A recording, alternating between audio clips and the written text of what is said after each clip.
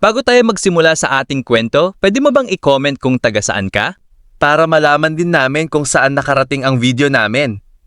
At isabay mo na din pindutin ang subscribe button. Malaking tulong na yan sa tulad naming content creator. Salamat! Sa isang maliit na bayan, may dalawang magkasintahan na kilala ng halos lahat, sina Miguel at Angela. Nagsimula ang kanilang kwento noong sila ay nasa unang taon pa lamang ng high school. Tahimik at masipag si Miguel. Hindi siya palasalita ngunit kilala siyang mabait at responsable. Samantalang si Angela naman ay masayahin, matalino at palaging may ngiti sa labi. Magkaiba man ang kanilang personalidad. Mabilis silang naging magkaibigan nang sila ay mapabilang sa iisang grupo para sa isang proyekto sa paaralan. Habang tumatagal, lalo silang naging malapit sa isa't isa. Sabay silang nag-aaral sa silid-aklatan. Sabay umuuwi pagkatapos ng klase. At nagtutulungan sa mga takdang aralin. Hindi nagtagal. Napansin ng kanilang mga kaklase na tila may espesyal na namamagitan sa dalawa. Isang hapon, habang papalubog ang araw at nakaupo sila sa ilalim ng malaking puno sa loob ng paaralan, nag-ipon ng lakas ng loob si Miguel. Angela, mahina niyang sabi. Bakit? Nakangiting sagot ni Angela. Matagal ko nang gustong sabihin ito. Gusto kita. Napangiti si Angela at bahagyang namula. Akala ko hindi mo nasasabihin, sagot niya. Mula noon, naging opisyal silang magkasintahan. Lumipas ang mga taon at lalo pang tumibay ang kanilang relasyon. Marami silang pinagsamahan, mga tagumpay sa paaralan, mga simpleng date sa karinderya, mga lakad sa parke, at maging mga problema sa buhay estudyante. Nang sila ay makatapos ng high school, nangako sila sa isa't isa. Kahit saan tayo dalhin ng panahon, hindi kita iiwan, sabi ni Miguel. Pangako, tayo hanggang dulo, tugon ni Angela. Ngunit hindi lahat ng pangako ay madaling tuparin. Pagdating ng kolehiyo, napunta sila sa magkaibang lungsod.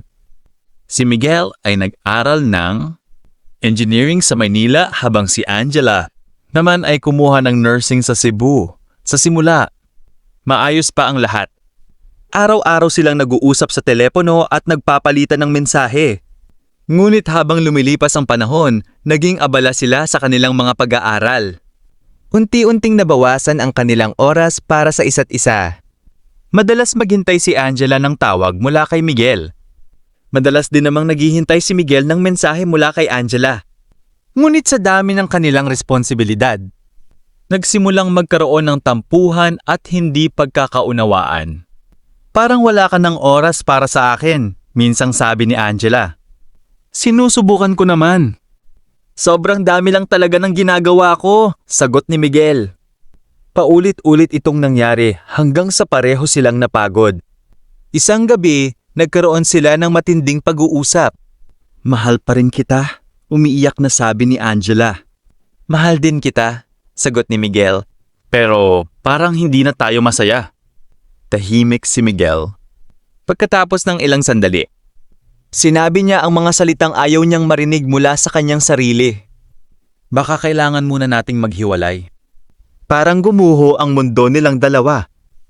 At doon nagtapos ang kanilang 7 taong relasyon. Lumipas ang panahon. Natapos ni Angela ang kanyang kurso at naging isang rehistradong nurse. Nakapagtrabaho siya sa isang malaking ospital. Samantala, naging matagumpay namang inhinyero si Miguel at nakapagtrabaho sa isang kilalang kumpanya. Bagamat naging maayos ang kanilang mga karera, may bahagi ng kanilang puso na tila may kulang.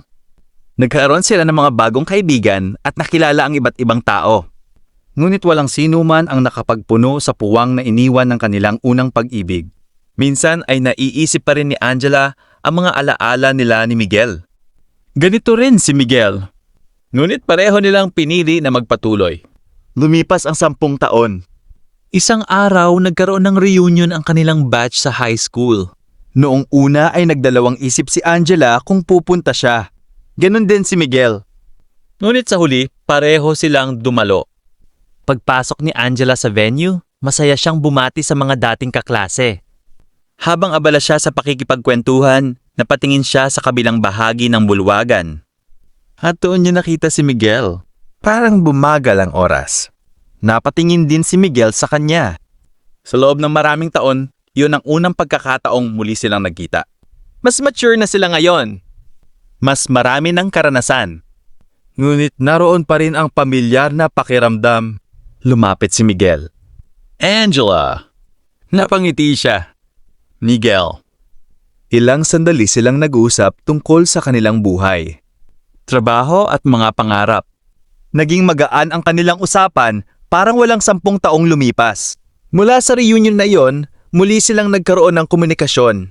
Nagsimula sa simpleng kumustahan. Hanggang sa naging regular na pag-uusap. Pagkatapos ay mga pagkikita para magkape. At kalunan, mga mahabang lakad habang nagkukwentuhan. Tungkol sa mga bagay na hindi nila nasabi noon. Isang gabi, habang magkasama silang naglalakad sa tabing dagat, huminto si Miguel. May malalim siyang buntong hininga. Angela? Oh? Sa lahat ng taong nakilala ko, ikaw pa rin ang hinahanap ng puso ko. Natahimik si Angela. Naramdaman niyang bumalik ang mga alaala. Ngunit kasabay nito ang mga aral na natutunan nila sa paglipas ng panahon. Hindi naging madali ang mga pinagdaanan natin, sabi niya. Alam ko. Nasaktan tayo. Oo. Pero mahal pa rin kita. Napaluha si Miguel. Mahal pa rin kita. At sa pagkakataong iyon, hindi na nila hinayaang mawala muli ang isa't isa. Makalipas ang 2 taon. Nagpasya si Miguel na dalhin si Angela sa parehong paaralan kung saan nagsimula ang lahat. Nakatayo sila sa ilalim ng lumang puno kung saan unang nagtapat si Miguel noong high school. Lumuhod siya at inilabas ang isang maliit na kahon. Naluha agad si Angela. 2 beses tayong pinagtagpo ng tadhana, sabi ni Miguel. Ayokong sayangin ang pangalawang pagkakataon. Binuksan niya ang kahon na may lamang singsing. Angela, papakasalan mo ba ako? Habang umiiyak sa tuwa, tumango si Angela. Oo. Palakpakan ang mga kaibigan at pamilya nilang lihim na nanonood sa paligid. Makalipas ang ilang buwan, ikinasal sila sa isang simpleng seremonya na dinaluhan ng kanilang mga mahal sa buhay. Habang magkahawak kamay sa harap ng altar, naalala nila ang lahat ng pinagdaanan nila, ang masasayang alaala noong high school. Ang sakit ng paghihiwalay, ang mahabang panahon ng pagkakawalay. At ang himalang muli silang pinagtagpo. Napatunayan nila na minsan, ang tunay na pag-ibig ay hindi nasusukat sa haba ng panahong magkasama kayo, kundi sa kakayahan nitong manatili kahit paghiwalayin pa kayo ng panahon. At matapos ang maraming taon, natagpuan nilang muli ang isa't isa. Sa pagkakataong ito, hindi na bilang magkasintahan lamang, kundi bilang mag-asawang handang harapin ang natitirang bahagi ng kanilang buhay nang magkasama. Kung ang pag-ibig ay tunay, maaaring paghiwalayin ito ng panahon at pagkakataon. Ngunit hindi nito kayang burahin ang damdaming nakalaan para sa isa't isa. Gayunpaman, ang matagumpay na pag-ibig ay hindi lamang tungkol sa tadhana, kundi sa pagpiling magmahal, magpatawad at magsikap muli. Hanggang dito na lang ang ating kwento. Please like, share, and subscribe.